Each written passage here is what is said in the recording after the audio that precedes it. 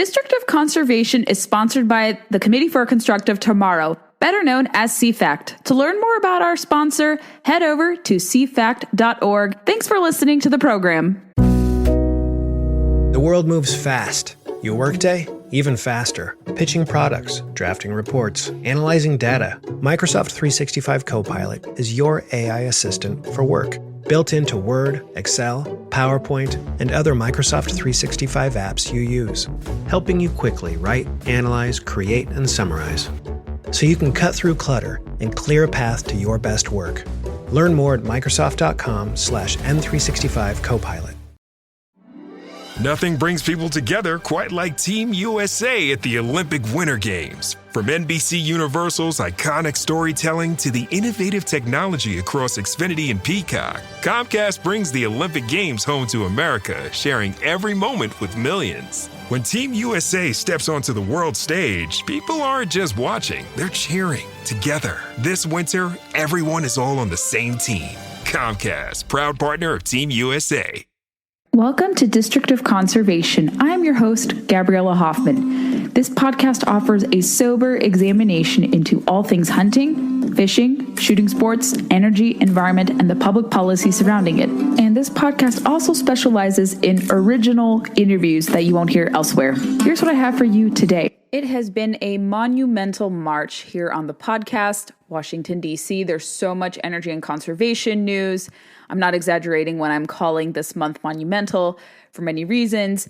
And this special episode, Tuesday, March 31st, is no exception. There's a lot of oil and gas news that is percolating. I want to focus on two stories. Before I dip into them, I want to reiterate how beautiful Washington, D.C. looks right now. We're finally in spring. It may be one of those 12 seasons that everyone talks about. It is true that we have 12 seasons amidst the 4 seasons here. Fake spring, I think winter is done and has passed us by. Temperatures are warming up. It's 70 degrees Fahrenheit.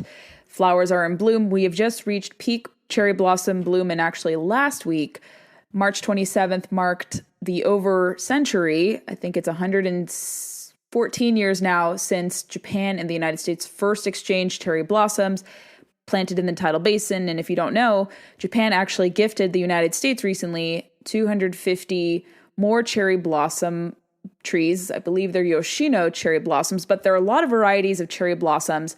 And if you need an excuse to visit flowers, to go, let's say, flower hunting as you will, but no touching, you're not going to be confiscating anything. You can go for admiring. Flower viewing, I think, is the better term, not hunting, because you're not allowed to, of course, pick flowers, whether it's cherry blossoms or at the Netherlands Carolyn near Arlington Cemetery. You can't pick the flowers. You can go there and admire. So let me rephrase it, call it flower viewing. But this whole region is beautiful this time of year. I highly recommend it.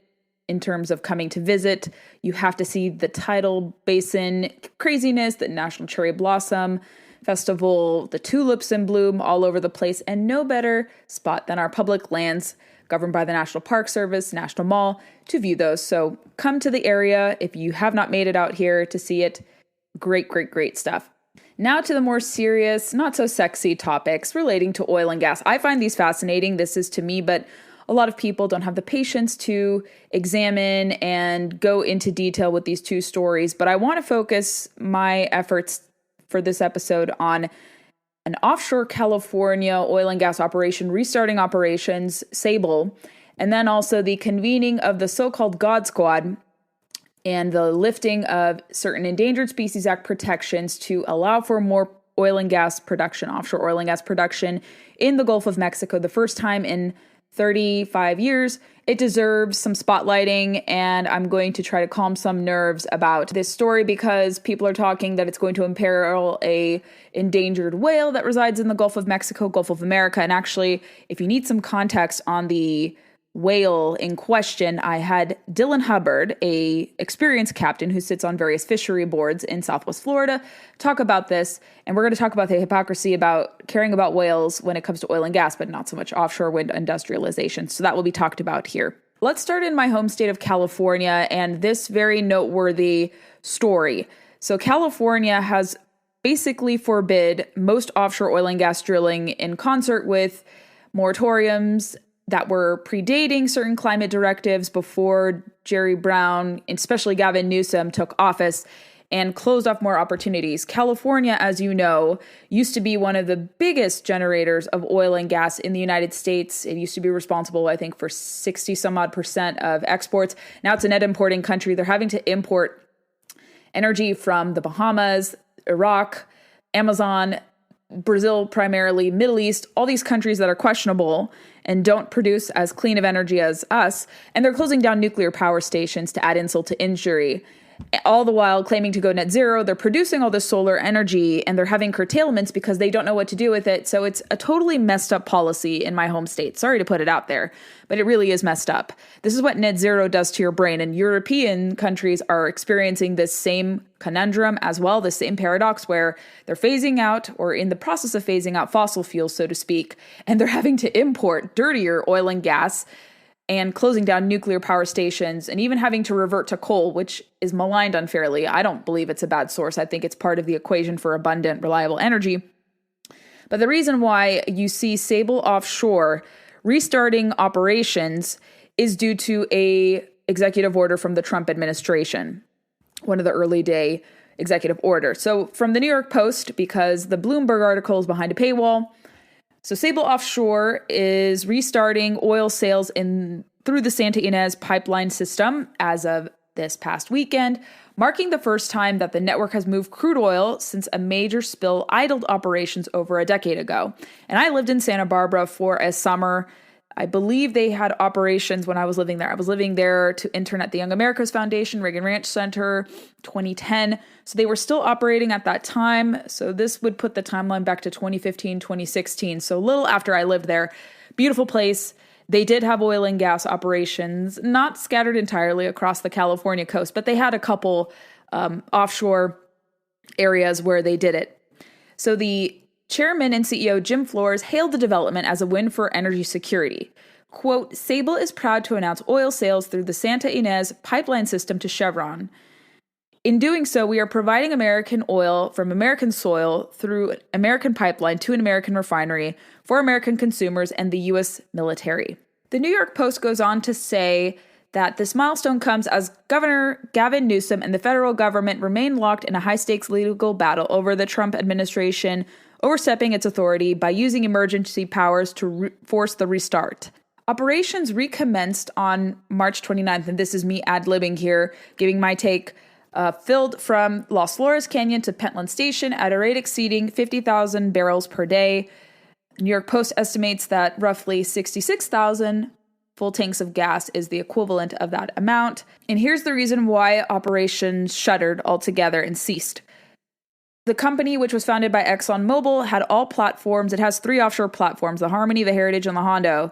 They ceased production in May 2015 following the Plains All-American Pipeline 901 rupture, which spilled more than 140,000 gallons of crude oil along the Gaviado coast.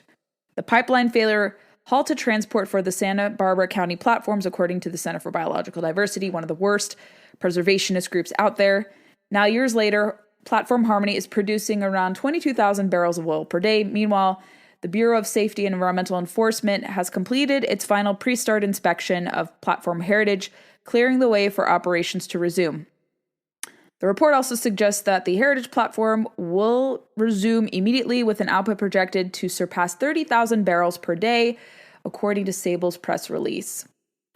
And so this was done in concert with the Defense Production Act to restart Sable Offshore Corporation's California pipeline. They claim bypassing certain state environmental and safety restrictions. And the reason why the Trump administration justifies doing this restart through the DPA, is because they basically reversed the Biden administration's tackling the so-called climate crisis executive order and have said that there's actually an energy emergency created by climate policies. And the Trump administration is not wrong to do it. Would I necessarily do it through an emergency order? I'm not sure if I would do that, but I understand the justification in doing so. And in wake of the war with Iran, I think something like this is justified because California is sitting on so many proven reserves, not only offshore, but also onshore. And this is not just exclusive to oil and gas production. As a Californian, you all have heard me talk about this. As someone who grew up fishing in California on the coast, not only did they restrict production, they also restricted recreational access. So I don't trust the California government to have balanced use in mind and as a priority when they're formulating policy. They majorly fail at actual conservation efforts. They remove hunters and anglers from the landscape by invoking and creating and expanding marine life protection areas, no-go zones, under the guise of protecting imperiled fisheries and species, and then they never restore access. So how can we trust the California government in Sacramento to steward conservation properly and energy when they balk at both? I'm a little more optimistic in this because, yes, I think production now can be done a lot safer. 10 years is a long time. The technology has improved. There's a lot more safety measures in place in such an area that is sensitive to these type of projects like California. But California needs an injection of production like this. Like I said, they've strained their resources. They can't credibly work with renewables. They're, again, curtailing solar and wind power, primarily solar power. So they don't know what to do with solar power. They can't properly store it. And they're taxing renewable energy usage as well. So you can't escape green mandates or cheaper prices. You're going to be paying a lot more for energy in California because of the gas tax, the highest gas tax rate in the country. I believe it's 90 cents per gallon. Not only are they paying the highest gas prices, they're also paying the highest electricity rates in the lower 48, about 39% higher compared to 6 years ago because of these green policies. California has hit bottom with both energy and conservation policies. Could this be perhaps a redemption point? Could this be a turning point to return some sanity into my home state? I think so. When you hit rock bottom, the only place you can go is up. And there's going to be so many safeguards, guardrails with restarting the projects, a lot of scrutiny.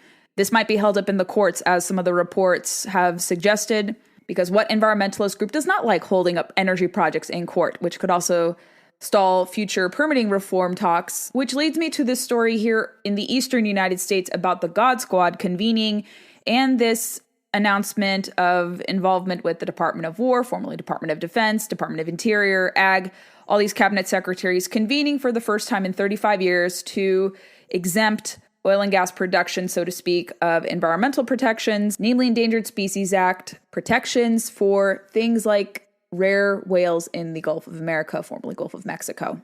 I'll read from Courthouse News because it's not behind a paywall. So this was the convening of a meeting with the Endangered Species Committee since the presidency of George H.W. Bush. I believe this was during the year I was born in 1991. And Courthouse News Service reports that the so-called God Squad voted unanimously this past Tuesday, today, to grant a sweeping national security exemption that shields the entire Gulf of Mexico, Gulf of America oil and gas program from the Endangered Species Act. It was a 45-minute session, live streamed from a closed-door Interior Department conference room, delivered exactly what Secretary of Defense Pete Hegseth demanded when he invoked a rarely used section of the 1973 law, blanket immunity for exploration, development, and production activities overseen by the Bureau of Ocean Energy Management and the Bureau of Safety and Environmental Enforcement. The report goes on to say Interior Secretary Doug Burgum, who chaired the meeting, opened by confirming a quorum of Trump appointees and acknowledging Hegseth's presence as a driving force. Burgum also admitted that committee was moving quickly. He received Hegseth's order to convene March 13th in accordance with the section of the ESA that allows exemption for national security purposes. The rare meeting was scheduled amid the ongoing Iran war, which has throttled tanker traffic through the Strait of Hormuz and sent national gas prices surging above $4 a gallon as of Tuesday morning, the highest since the 2022 spike. But everyone is forgetting in their coverage that they reached, on average, $5 a gallon at the height of Russia's invasion of Ukraine in summer 2022, June 2022. That's an omission that they purposely obfuscate. Everyone has short-term memories. And this report goes on to say, bottom line, to be secure as a nation, we need a steady, affordable supply of our own energy, Hegseth declared. The Gulf of America is a cornerstone of our security, providing 15% of our country's crude oil. This is not just about gas prices, it's our ability to power our military and protect our nation. I want to read what one environmentalist, radical preservationist group said about this. They call it the Extinction Committee, not the Endangered Species Committee, allows oil drillers to ignore species protection in Gulf of Mexico. And this comes from Earth Justice. What a lovely group they are. This morning, for the first time in 34 years, a committee of political appointees with the power to condemn imperiled species to extinction met to review a request for an exemption to the ESA. The panel, known as the Endangered Species Committee, but sometimes referred to as the Extinction Committee or God Squad, voted to grant an exemption. The committee has only convened 3 times since Congress amended the Act in 1978 to consider exemptions in extreme circumstances where there was an irreconcilable conflict between a project and the survival of a species. They say that oil production in the Gulf is not currently constrained by the ESA. No permits have been denied, nor have any development plans been rejected due to the law. Even oil drillers recently told the federal court that current protocols, which already lead to widespread injury, harassment, and loss of endangered mammal life, are not causing disruption to their operations. The unprecedented blanket exemption could serve as a death sentence for an already imperiled marine life, including whales, sea turtles, manatees, rays, corals, and birds. Alternatively, here's what former Interior Secretary David Bernhardt said. He was the 53rd Interior Secretary, second under the Trump 1.0 administration. He says, today, according to LinkedIn, the Endangered Species Committee unanimously granted an exception for the first time in decades for oil and gas explorations in the Gulf of Mexico. It's a historic step by the Trump administration and its energy dominance agenda. But even more, today's decisions could have lasting implications on environmental policy for generations. Why is this a monumental moment in environmental policy?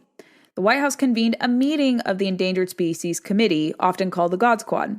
At the meeting, the committee approved an exemption for certain oil and gas operations in the Gulf of America under the Endangered Species Act.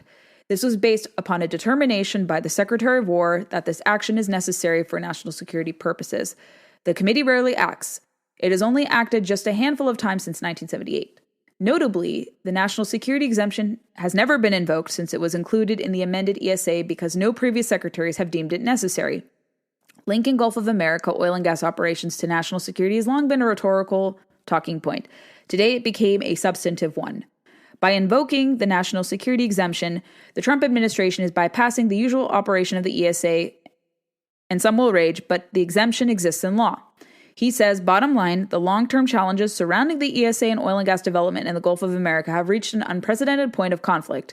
The administration is using one of the few tools available to address looming energy challenges, and by doing so has opened a new front line. 2 different takes. This could be something that perhaps invites more reforms to the ESA. Every year for the last few years, I've been covering this topic, and since I've had this podcast, there's always been a ESA modernization attempt in Congress. I don't think we're going to see that this year. We've seen NEPA reforms done at the regulatory level through agencies. We might see a similar, perhaps deregulation or fine-tuning or moderation of ESA recommendations from the admin in lieu of Congress taking action because there's no reconciliation 2.0 happening. It doesn't seem like there's an appetite to pass ESA modernization. It's low priority, unfortunately. But we do need to have the Endangered Species Act looked at, revisited, because very few species that are listed ever recover and become delisted. The point of the law is to delist species, remove them from the list, and that might sometimes include management and taking some difficult decisions. On the subject of whales and the contention over oil and gas posing a threat to the Gulf of America rice whales, or formerly Gulf of Mexico rice whales. We had Captain Drillin Hubbard on the program a few years ago to talk about the Biden administration wanting to create or impose protections, on the rice's whale, whose population has not been properly defined. Whales have been scapegoated by environmentalists to shield and prevent oil and gas projects happening offshore. Yet, when whales were washing up shore on the Atlantic coast, hundreds of whales, whether it was the endangered right whale, monk whale, dolphins, porpoises, and other marine life that washed on the shore as more offshore wind industrialization was happening, pre-construction phase, I might say. I think close to 200 whales and marine life, other marine life related to porpoises, dolphins, and the like, but a lot of whales died because of these activities. Even the Biden administration, I've talked about this at length on the podcast, issued letters, warnings, other emergency alerts that offshore wind does pose a threat to especially imperiled marine life. But they only say that oil and gas has an impact on marine life. That is not true. Offshore wind has the same, if not greater, negative implications and impact on whales. And these environmentalists are silent. They've been bought up by offshore wind companies to, by their silence, when this happens. Every energy project has trade-offs. Are all trade-offs weighed equally? No. When we had a philosophy of going 100% renewables under Democratic administrations, this totally went out the window. They said only oil and gas, coal, even nuclear projects, onshore in particular, pose a great threat to wildlife, pose this immediate threat to land, water, air condition. But offshore wind projects, no, they're perfect. Even though they produce one of the least reliable forms of energy, electricity, that is very expensive. Not to mention the interruptions to fish migration patterns, echolocation of whales and dolphins, displacing fishermen from the landscape. And I believe the Biden commerce rule to have slow-go zones to lower vessel speed limits was also tied to ocean industrialization efforts for offshore wind. There is a lot of coincidences there. I've been one of the few commentators to make that connection. It was not surprising when I interviewed fishermen in New Jersey that was a theory, a working theory, a legit theory that they put my way. And I did see the connection. I was like, wow, they want to cite offshore wind projects in areas where there's a lot of boat traffic for commercial and recreational fishing. And the excuse by environmentalists, and I'm not trying to what about, but I need to refresh your guys' memory about what transpired, why there's selective outrage here for more offshore wind projects, this exemption from the God Squad, the so-called God Squad, but there was no outrage when ocean industrialization was happening carte blanche, or even the pre-construction exploration phase was. Environmentalists blame cargo ships and recreational vessels for killing whales, which, if you look at it logically, that's physically impossible, given the differences in size of both commercial and recreational vessels. If we're talking about a right whale or a large-size whale, chances are that whale can capsize a recreational vessel between 30 to 60 feet in length.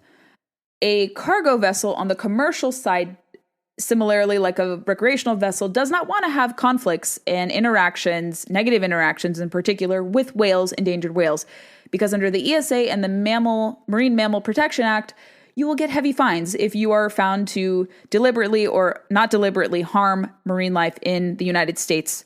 They have to go through so many hoops, regulations. They don't want that burden, and they don't want to harm a whale. It's not the 1800s anymore where we were hunting whales to extinction for blubber. And thank goodness for fossil fuels for that, because that put an end to those barbaric practices.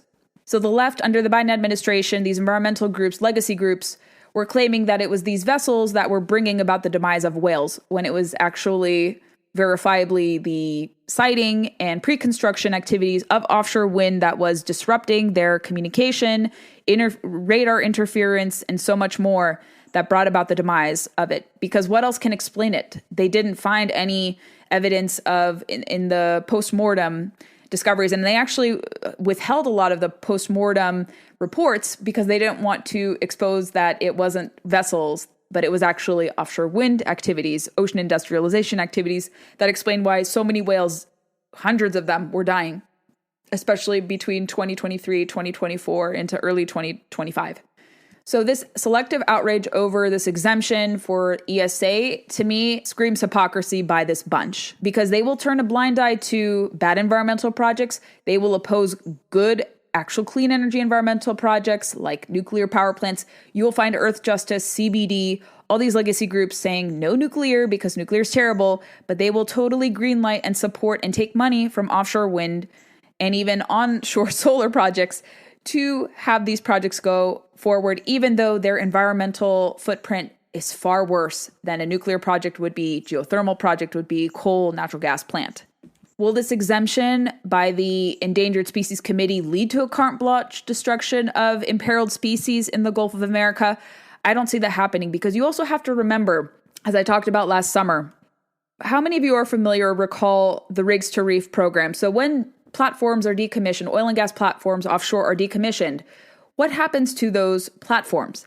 They convert to marine habitat. These offshore platforms are fantastic habitat for endangered species, namely fish, marine sanctuaries, and they attract and proliferate and allow for species, including endangered species, to thrive there. There is a bill in Congress to modernize that as well. I can put back show notes in the podcast for you to revisit that topic, the Rigs to Reef documentary, the legislative efforts that would make this project more possible, this program more possible. And even California has a semi-rigs to reef program too. So if these operations are restarted, they become decommissioned in the next 20, 30 years, they will then become suitable fish and marine life habitat and great coral reefs. I'm a wait and see kind of person. Some people might be like, well, because you're conservative, this is why you're taking this position. Partly that could be true, but I think we have to wait and see. Yet I argue here on the podcast and in my policy work that increasing production does not have to come at the expense of true conservation efforts. It really does not. We have had this extreme, especially on the left, of no production or selective production of unreliable energy that can pose a great environmental threat to imperiled species, but environmental groups turn a blind eye.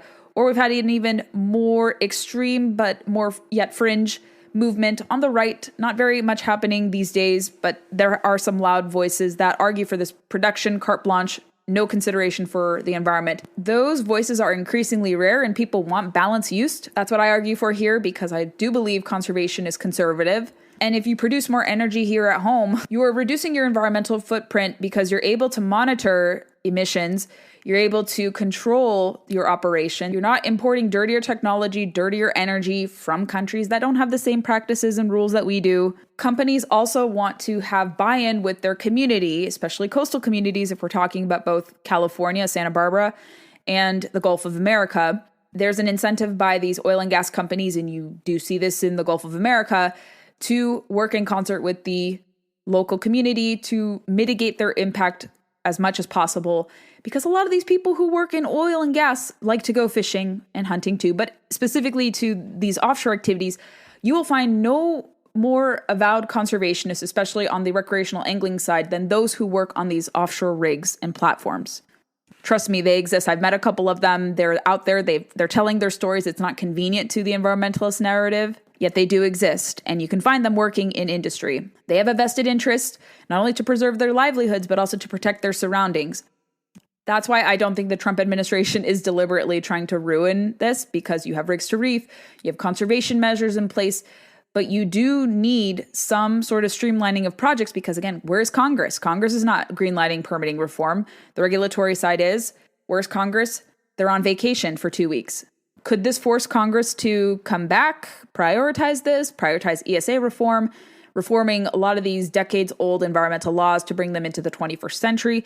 That has always been a hope of mine since I started this podcast.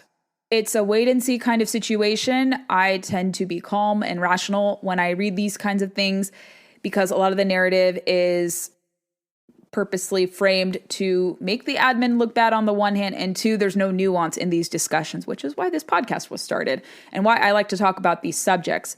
You have to consider all environmental trade-offs. Is it better to produce here when you know how things can go? Is there's better oversight, or do you rely and import dirtier oil and gas and technologies from countries that have worse track records than us because your climate policies have invited this energy scarcity mindset where you're now having to import oil that is not environmentally friendly? I'm sympathetic with the former. You may not be. You may totally oppose this and think it's terrible. I support, again, all abundant forms of energy. I like the conventional stuff. I'm a big advocate for nuclear, geothermal, hydropower. I don't think those interests have to be at odds with each other. And I'm practical. I look at the land footprint too, and I look at the lifespan of these projects. And for now, because of the Iran war, I think it's important to restart a lot of these projects when we're looking at California and approve some new platforms in the Gulf of America. And again, this can be done very safely, responsibly. It'll bring jobs. It'll help lower prices, and it'll lead to more fish and imperiled species thriving because of the conservation dollars that go back from offshore oil and gas royalties. Do people forget the Land and Water Conservation Fund is funded exclusively by offshore oil and gas? So the more offshore oil and gas royalties that are paid to the federal government, the more you'll see conservation projects happening onshore and offshore. Everyone forgets that, but I like to remind people on that. And with that, we'll end the show for this week on a happy note with LWCF. Good to remind everyone of that. Let me know what you think about this episode, but heavily offshore oil and gas focused with nuance, responding to what is happening with the news of the day.